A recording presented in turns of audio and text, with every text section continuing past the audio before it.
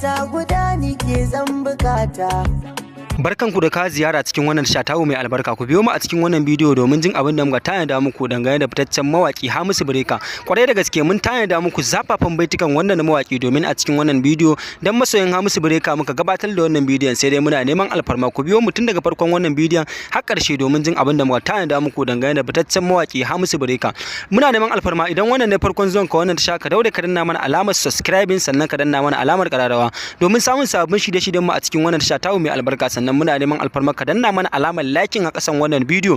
Za mu samu ku baiti na farko domin ku ji shi ku ji daɗin shi. Hari da zuciyata guda ni ke zan bukata. Idan da ke a dama na wucewa wahalta.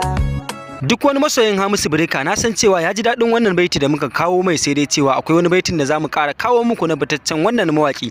Muna neman alfarma idan ka ji wannan baiti da zamu samu ka na biyu ka daure ka bayyana mana ra'ayinka dangane da daɗin da baitin yayi, domin muna son mu ji ra'ayoyinku ne dangane da irin daɗin da baitukan wannan mawaki suke yi na cikin wannan shekara wanda yake gabatarwa. Yanzu nan zamu sa muku baiti na biyu domin ku ji shi kuma ku ji daɗin shi kuma ku bayyana mana ra'ayinku dangane da daɗin da yayi.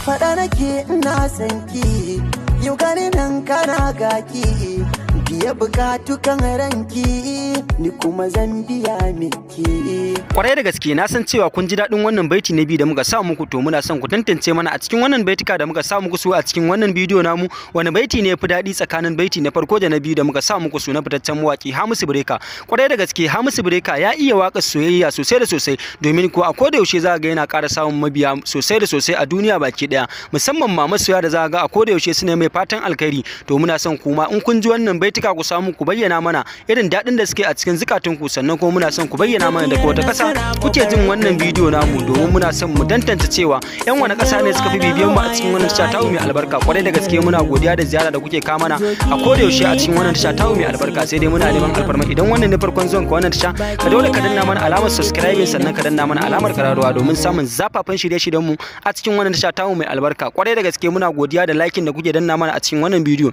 Muna neman alfarma ku mana sharing din wannan bidiyo a gurin yan uwa da abokan arziki, musamman ma masoyan Hamisu Breaker. Kwarai da gaske na san cewa za su ji daɗin wannan rahoto da muka haɗa musu, sai dai da goyon bayan ku ne za ku samu ku ƙara yaɗa mana wannan bidiyon domin masoyansa su ƙara samu su ji wannan bidiyon. Kwarai da gaske muna alfahari da ku masoya da sharing din da kuke mana zuwa gurin yan uwa da abokan arziki. Muna ganin irin sharing din da kuke mana musamman ma a WhatsApp da Facebook. Kwarai da gaske muna godiya, sai dai mu ce Allah ya saka da alkhairi, Allah ya bar zumunci tsakaninmu da ku, kuma mu ce Allah ya ƙara danƙon ƙauna tsakaninku da wannan mawaki da mu baki ɗaya da muke kawo muku wannan shirye-shirye a cikin wannan shatawu mai albarka.